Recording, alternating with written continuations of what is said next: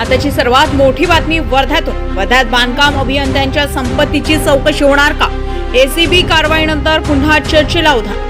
वर्धा नगर परिषदेचे बांधकाम अभियंता संदीप डोईजोड यांच्या विरोधात 2 महिन्यापूर्वी लाचलुचपत प्रतिबंधक विभागाने केलेल्या कारवाईनंतर आता त्यांच्या कथित संपत्तीची सखोल चौकशी करण्याची मागणी पुन्हा जोर धरू लागली आहे। जनतेमध्ये आणि विविध स्तरातून नोकरीत रुजू झाल्यानंतर एवढी मोठी मालमत्ता कशी उभी राहिली असा सवाल उपस्थित केला जात आहे।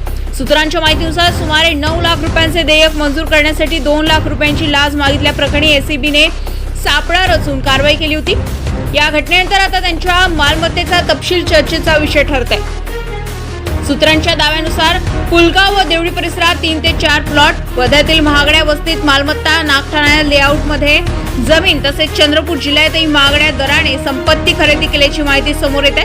याशिवाय काही मालमत्ता नातेवाईक, पत्नी, आई तसेच लीलाधर काका यांच्या नावावर असल्याचाही दावा केला जात आहे। तसेच एसीबीच्या चौकशी दरम्यान राहत्या घरातून सुमारे 20 लाख रुपयांच्या सोन्याची खरेदीची बिले मिळाल्याची माहिती सूत्रांकडून समोर येत आहे। पुलगाव येथील एका कंत्राटदाराच्या घरी ते भाड्याने राहत असल्याचाही उल्लेख केला जात आहे। सूत्रांच्या माहितीनुसार राहत्या गावात पत्नीच्या नावावर एकाच वेळी 8 प्लॉट खरेदी करण्यात आल्याचाही दावा करण्यात येत आहे। त्यामुळे या सर्व कथित व्यवहाराचा निधी नेमका कुठून आला याची चौकशी व्हावी अशी मागणी नागरिकांकडून होत आहे।